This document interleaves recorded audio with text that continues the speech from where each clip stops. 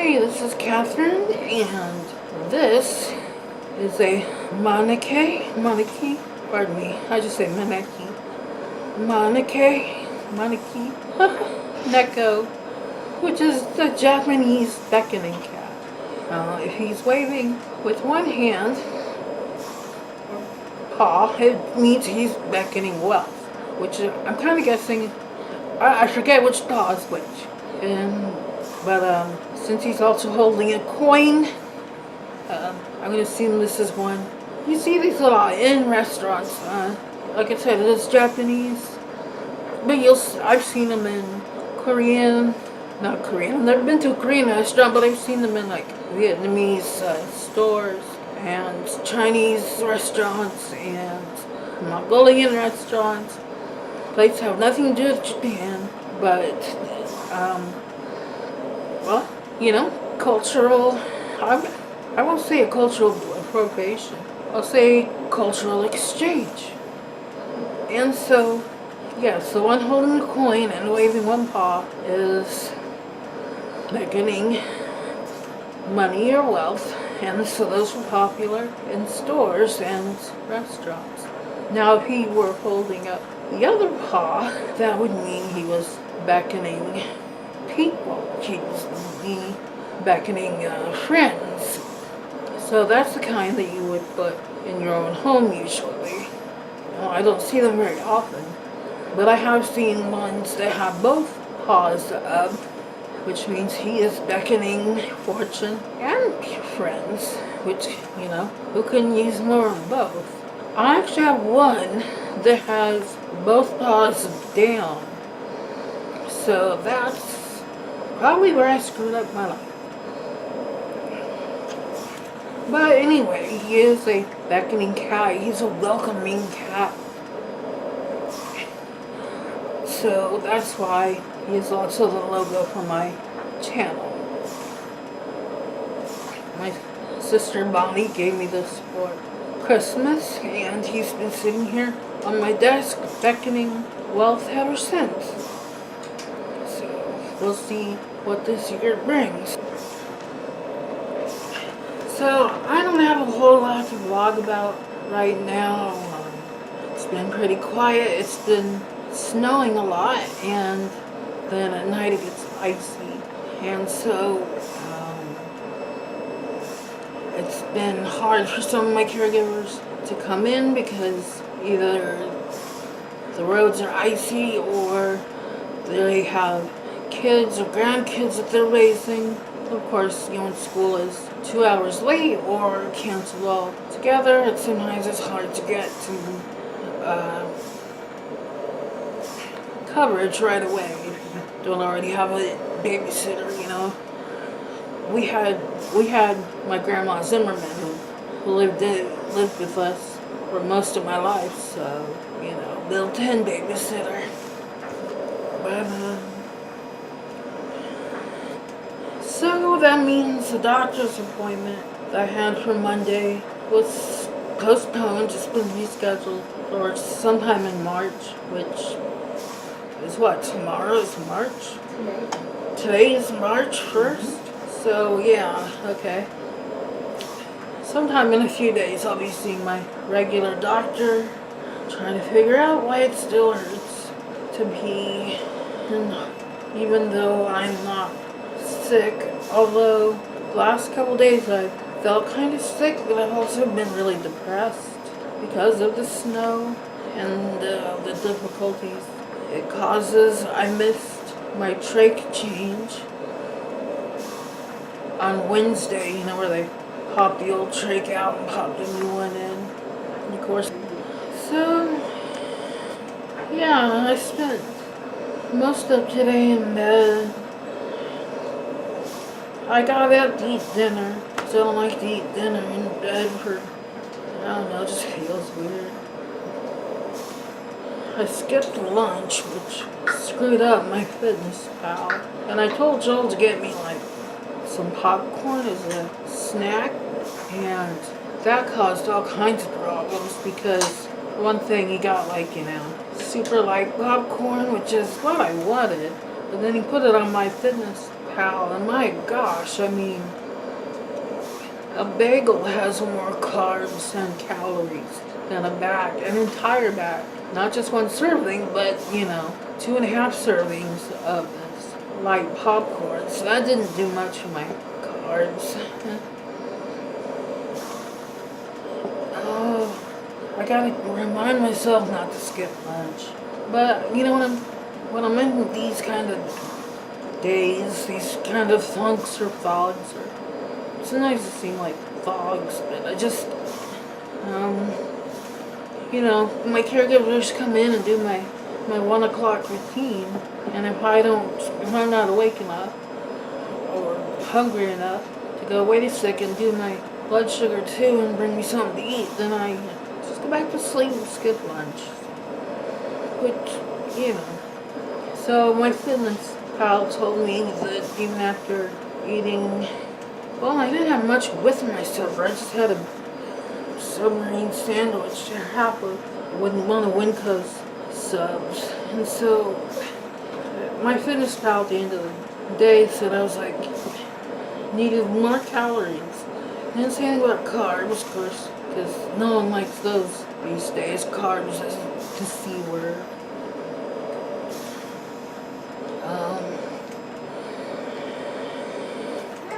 But then, like I said, I went ahead and ate a whole bag of popcorn. That in itself was an ordeal, because once the popcorn was poured into one of our large traditional popcorn bowls, hey Grant, come up here on the desk. Everyone wants to see you. They're tired of hearing you. They want to see you. And Grant's antisocial. He doesn't want to come up on the desk. But anyway, when presented with this big bowl of popcorn, I couldn't figure out how to eat it. I couldn't get a handful up to my mouth. I ended up having a caregiver feed it to me by spoon, the whole bag. And oh gosh, that took an hour.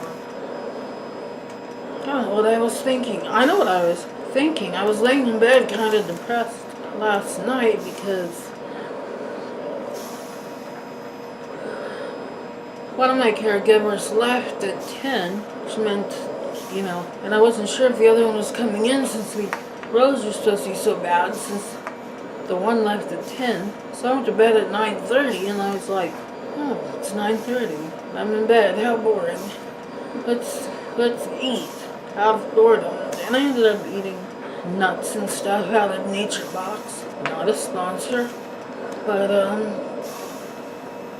which surprisingly, also, half a cup of the sweet and salty nut medley from Nature Box still had more carbs and calories than a whole bag of this Orville Redenbacher Naturals light butter and sea salt, whatever it's called. Which, when people call things sea salt, it always kind of cracks me up because I don't know a whole lot about geology or paleontology or paleontological geology, but all solid comes from the sea. All salt is sea salt. Also, don't get suckered into this whole Tibetan pink salt craze. It is not purer than white or clear table salt. That salt is pure because, you can tell it's pure because it's white or clear, whatever you want to call it. It's not got other minerals in it. The pink Tibetan salt that people are using these days in all of their crazy natural path home remedies that could actually kill you, it's got iron in it. That's why it's pink. Iron turns things red. It's tainted with iron. Pink is just a lighter shade of red. So I guess I could do a video one of these days on how much I just absolutely can't stand pseudoscience and and anything that's supposed to be, I don't know, it's better than science, better than what all of the thinkers have put together with lots of tests and peer review. I mean, like this whole anti-vaxxer thing, that was a lie. That was a scam perpetrated by one person who wrote a paper full of lies with no research, but it got picked up by famous people like Jenny McCarthy and Jim Carrey. Like, ooh, those are two big brain trusts of our time. But started this whole movement, and it just boggles my mind the things people will fall for, because it's a confirmation bias. But you have to realize correlation does not always equal causation. And now Jenny McCarthy claims to have cured her child of autism, but she's not letting that secret out. Unless I missed it, I don't subscribe to pseudoscience today or whatever. Now my heroes are people like James Randi and Carl Sagan and Michael Shermer. I know some people can consider some of these people very controversial, problematic. What are some of the other buzzwords? But, you know, you got like Sam Harris and Richard Dawkins, people who look at the world around them and test it.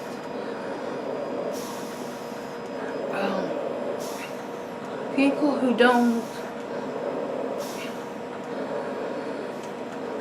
don't have an explanation for things, they just say it works because it works because it works. It annoys me. I mean, by now we should all know homeopathy is a scam. I mean, this whole idea of like curing like. So, okay, if you've got symptoms that are similar to those of arsenic poisoning, we'll give the person arsenic. Only, well, okay, that killed the person. So now we'll dilute the arsenic for next time. We'll dilute it, and we'll dilute it until it's just plain water at this point.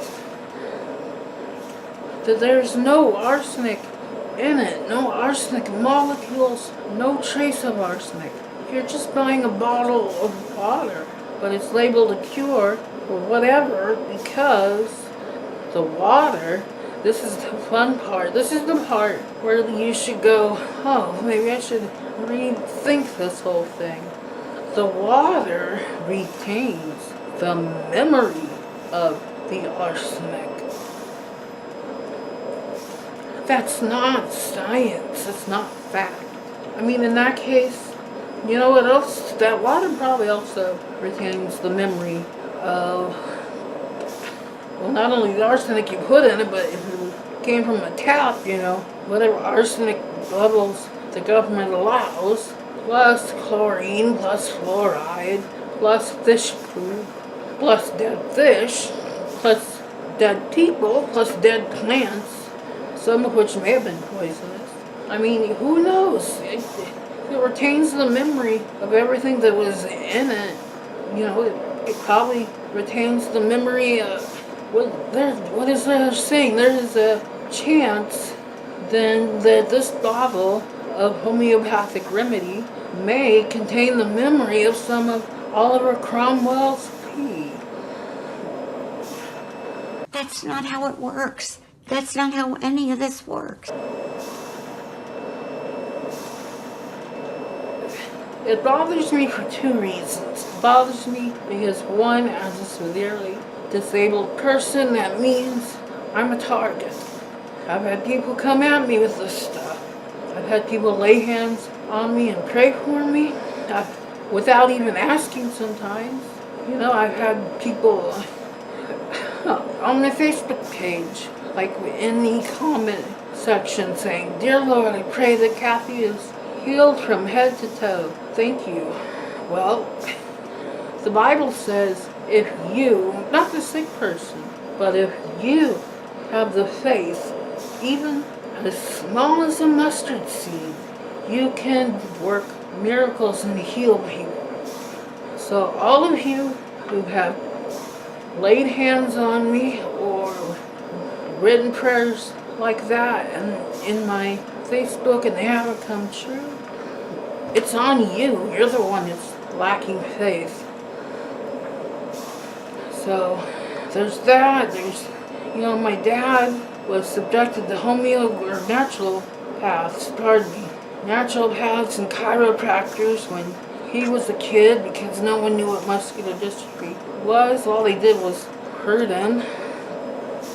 They hurt my dad trying to help him. And that ticks me off, and I don't want to be hurt. And I do have friends that believe in this stuff, and I hate the idea that they're being hurt either physically by using, unscientifically proven nonsense that someone on the internet came up with, like this jelly juice. Have you seen this thing? I'm not even getting into it.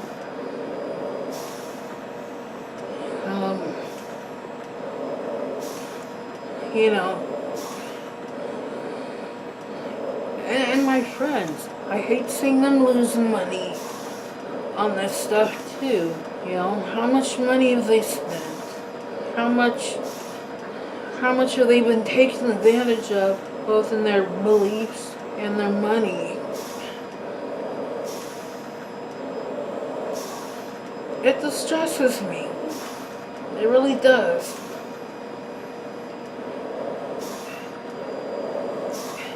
And for the people who say, well, look at the ads on TV where they'll list a medicine and they'll list a gazillion side effects. Well, one thing those are possible side effects is likely you'll feel none of them. Likely. It really is. You gotta think about one thing here. When they advertise medicines, prescription medicines on TV, they're not advertising them to you. Because you can't just walk in to the doctor or the pharmacy and say, give me a script for, whatever the latest antidepressant, diet, drug, whatever medicine. You can't, the doctor, you have to go into a doctor, they have to evaluate you. They might say, well, there's this new medicine that we're seeing good results with, or they might say, you know what, you don't need any medicine at all, or you know what, take this older pill, it's been around longer. You never know. But think about the old days before the FCC, under the Republicans, were allowed to allowed these kind of ads on TV. Think about how you would just go to your pharmacy, pick up whatever the heck your doctor prescribed, and it would be a sheet that you would unfold. It would be about as big as a world map. How many of those side effects did you read or care about? You probably read enough to see, take twice daily with water, take before eating, take after eating, whatever, crumpled the rest up and threw it away. It's now that the FCC is forcing the drug companies to put all that on TV where you can hear it, that you go, oh, shit, that's a lot of side effects. I challenge you to go get like a Bare aspirin bottle, Tylenol bottle, and a leaf bottle, ibuprofen, all those. Open them up and pull out the instruction thing that you never read. How many of these things that you can buy over the counter and take as many as you want unsupervised how many of them have like dire side effects, potential allergies, potential interactions? We deem them safe enough to sell over the counter because those things are very, very rare.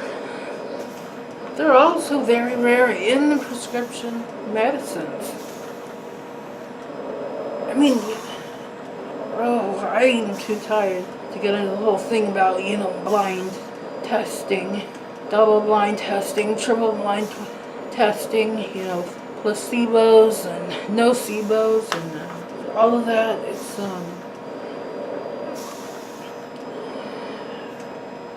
I think it was a mistake to allow those kind of ads on TV. I think if the FCC had it right before. I also think the FCC had it right before when they didn't allow infomercials. There was a rule against having a commercial that could not be distinguished from a real television program, and the Republicans changed that too.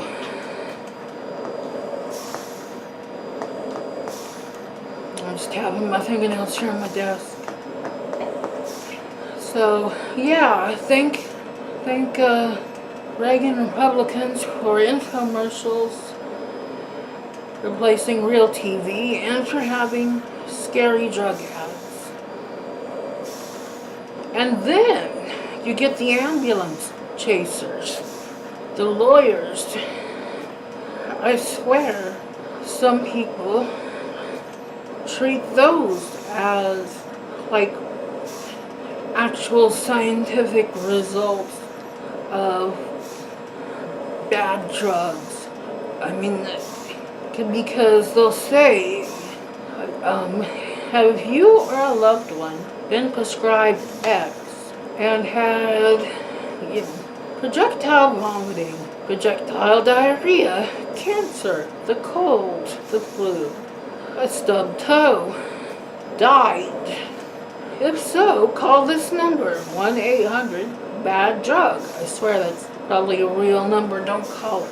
But those are ambulance chasers. Those are lawyers. They're seeking the 1% or 0.1% or 0.01% who did have that bad interaction.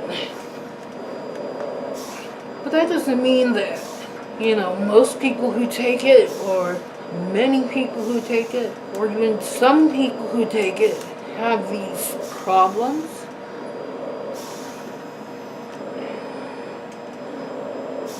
They're seeking out the few, no matter how minuscule. But then I know people who will turn around and say, well, that just goes to show you that, I told you that when they showed the ads for this drug and it said could cause, X, Y, and Z symptoms, that it was gonna be a bad one. I mean, suicidal thoughts in teenagers. Well, that's because it's a drug that works on the brain, and the brain of teenagers is still developing. Maybe they shouldn't even have those kind of drugs. That's why they're not supposed to drink or smoke pot either, because those work on the brain, and their brains are still growing and developing.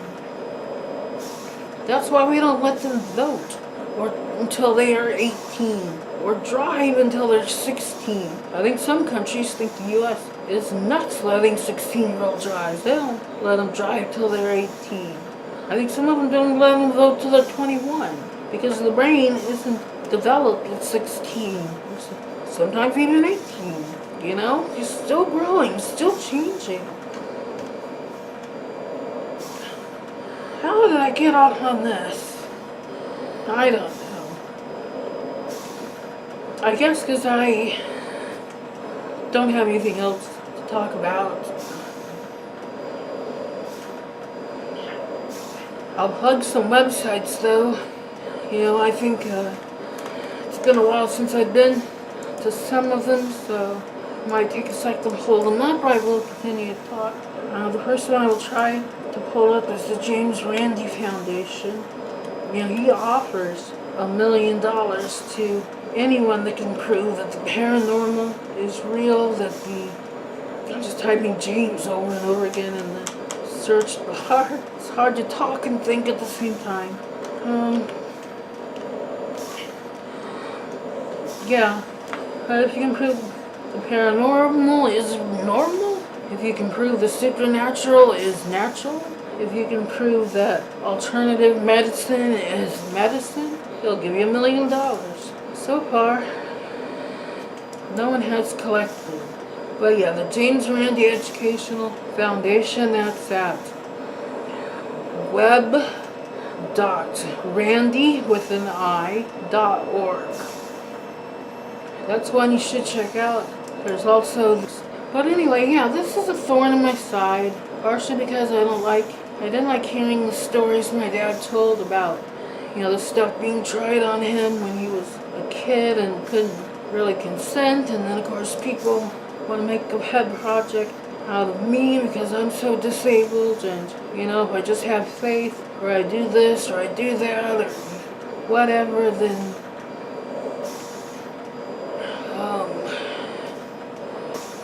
there's Michael Schumer all over. Well, there's just Twitter.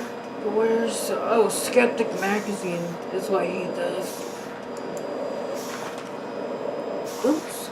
Well, still, www.skeptic.com, which reminds me too, there's Quackwatch, which unfortunately has not been updated since the late 90s. I don't know if the doctor who was doing it was unable to continue doing it because he was too busy, or just lacked the time, or if he actually got sick or something. But it's quackwatch.com. No, .org. Quackwatch.org.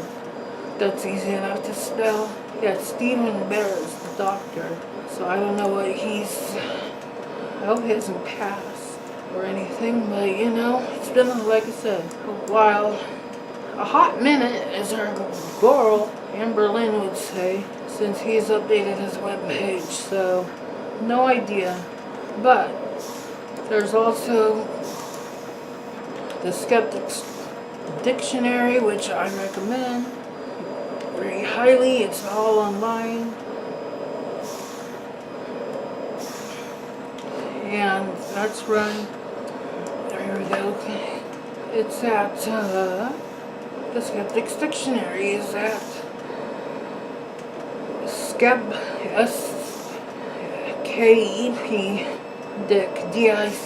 skeptic.com, and that is run by, I know his last name's Carol.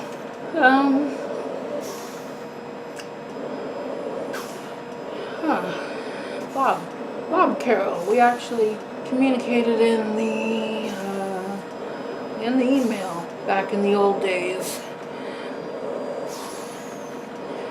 I thought his name was Robert. Bob, and Bob short for Robert. So anyway, yeah, we communicated about one of the entries a few times, and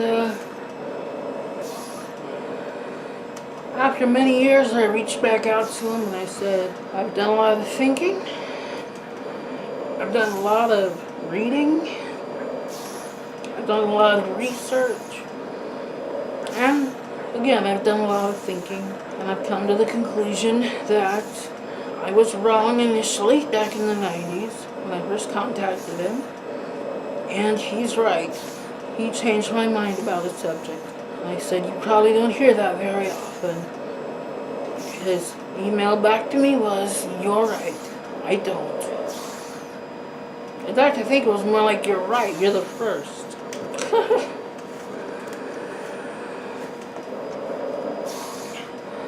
So, if he can't change minds, I doubt I've changed anyone's mind. But, if you want to believe that letting kale or cabbage ferment in pure water with pink Tibetan salt and then drinking it until it makes you sick will make you healthy, then more power to you. But really, that chili juice is just like low rent back alley kimchi, from what I can tell. All she's done is left out the, garlic and peppers and herbs and spices that would make kimchi edible, and instead says, look at this, I've made a medicine. Good for her, I guess.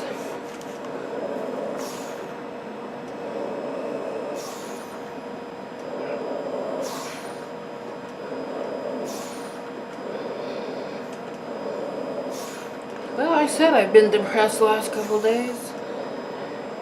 I still am. YouTube depresses me. I don't know. All these AmberLynn Reid videos and reaction videos keep coming out, and I said I was done with her, but then she'll say something new that makes me mad.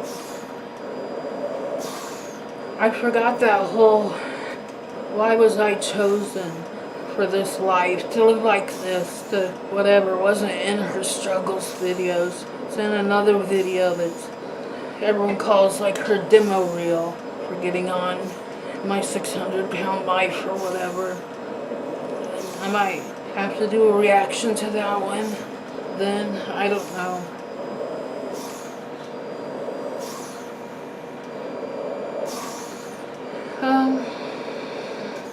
I was kind of hoping to get more real cats in this video, but they're all sleeping somewhere. I don't know. That's why I showed my Maneki neko. Maneki neko. Beckoning cat. I'll let you know if any fame or fortune falls into my lap. We'll be a little bit superstitious and say it was the beckoning cat. The Japanese, I don't know if I can raise my arm enough to, have to lean the other way. I don't know. The Japanese, when when Americans beckon, we usually do it with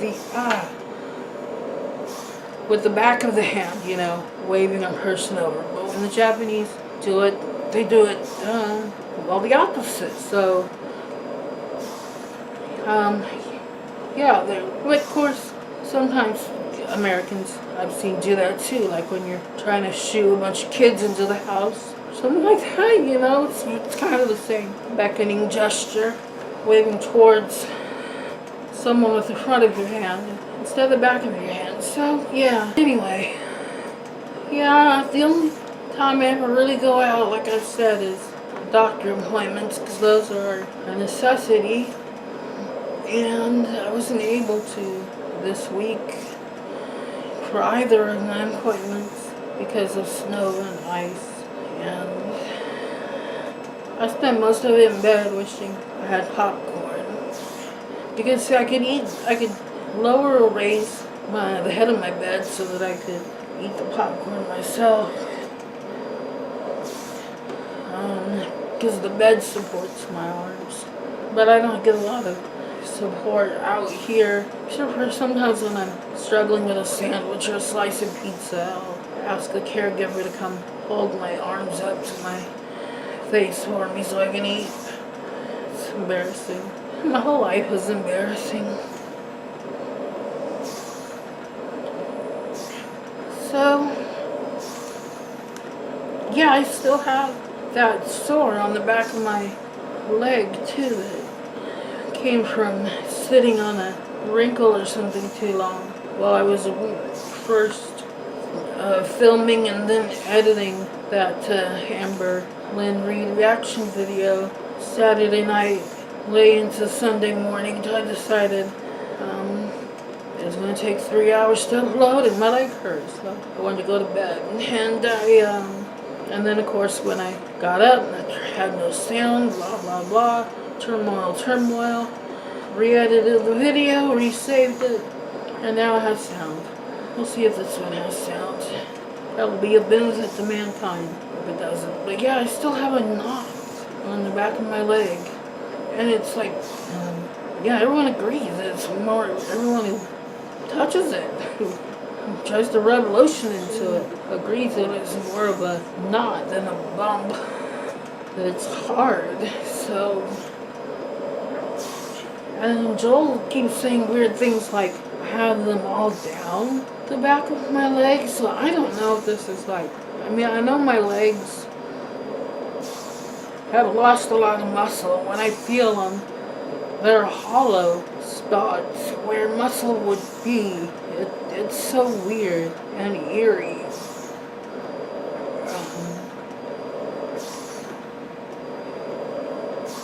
But to say that there are bumps all down there, I don't know. Is that our tendons and ligaments are bumpy? Is the bone bumpy? I don't know. But how am I gonna... My doctor doesn't have a Hoyer lift. There's no way to get me out of the wheelchair and onto an examination table. I did find out they sell weights for Hoyer lifts, so I could be weighed at home on one and see if this weight loss thingy I've been trying to do is working.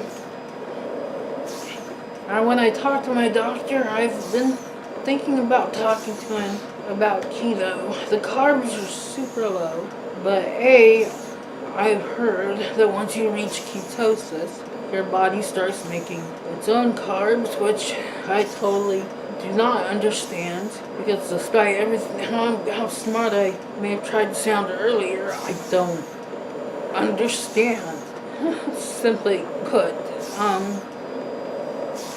But also, if I am on such a low-carb diet,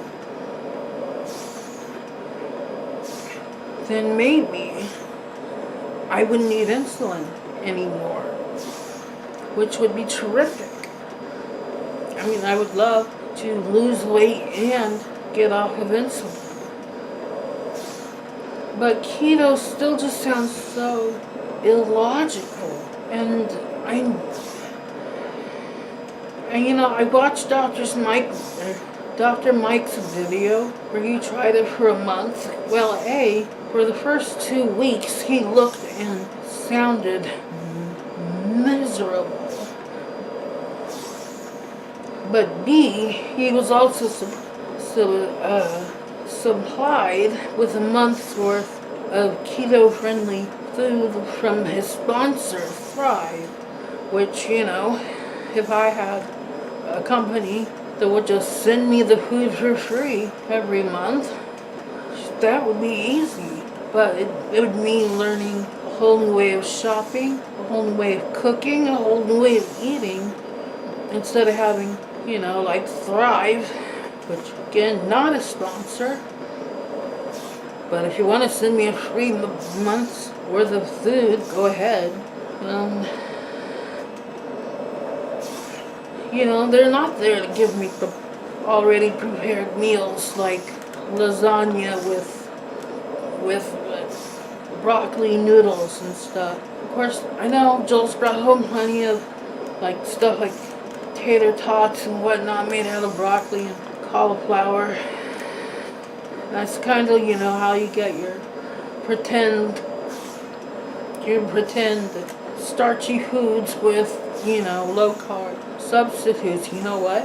I think they suck. Good.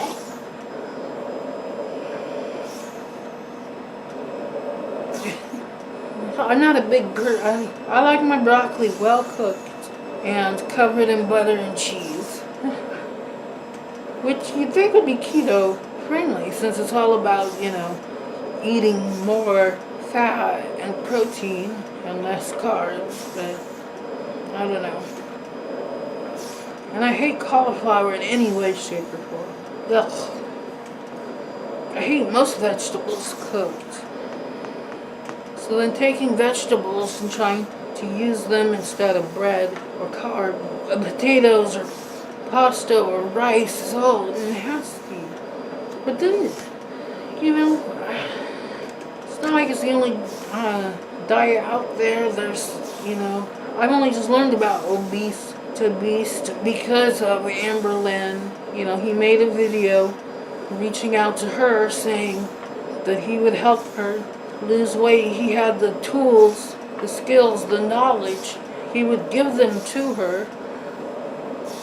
The problem is, would she follow through? Because she's had no follow through with anything. By the way, Amber, if you still have any of that Octavia stuff around, please send it to me, please. My email is gr8kat1, that's greatcat1 @hotmail.com. I'll take it.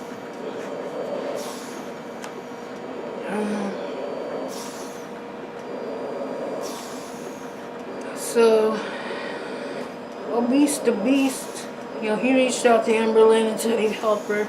And on one of his videos of talking about stuff that he eats, he mentions brown rice, he mentions oats, he mentions all this non-keto friendly stuff. Of course, he also exercises like a beast, and that's my problem. I can't exercise. I asked on the Facebook FSH muscular dystrophy message board, is it possible to lose weight without exercising when you're stuck in a wheelchair? And just about like every answer came back was yes, keto, yes, keto, yes, I lost 6 inches on keto, yes, I lost 19 pounds on keto, keto. You'd think a diet of mostly fat and meat would be right up my alley.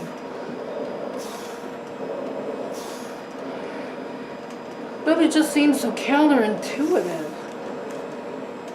It just seems like there should be more balance. I don't know, it's so...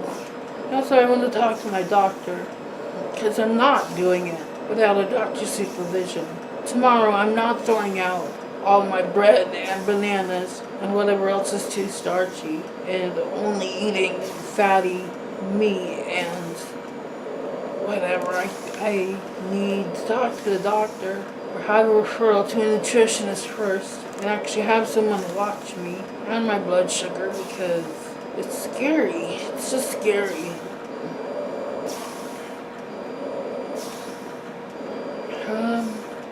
So yeah, there's my thoughts on science, pseudoscience, medicine, scary new diets.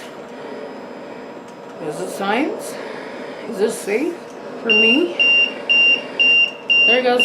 Sorry if that scared anyone. That's my ventilator. It wasn't your home alarm system or your car alarm or anything like that. Just my vent. Because I'm breathing funny, because I've been talking a long time. Starting to get tired. That thinks maybe I'm not breathing hard enough, or breathing too hard or something. So let's go ahead and end this one here. Okay? Okay, well, you stay safe, you stay healthy, you stay away from the quacks and the pseudoscience. If nothing else, just do that for your good, monetarily and health-wise. And I will catch you on the flip side.